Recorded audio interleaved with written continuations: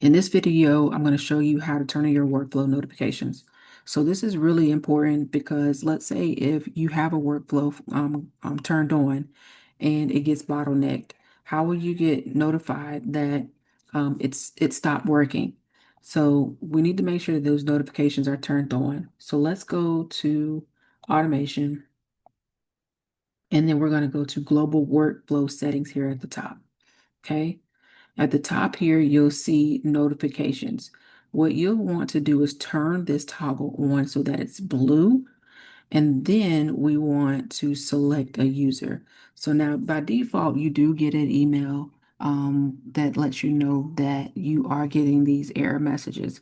But let's say if you're not in charge of that workflow, but you have a user that is, you need to make sure that you click on the drop down box here for that user role and click on that particular user. So that way they can get notified as well too. Because not everybody on your team is going to be an admin. So the admin gets access to everything. But if you assign them as a user role, they won't get these notifications. So you have to tell the system to provide them with that access. So just come here, turn the notifications on to make sure that that is selected.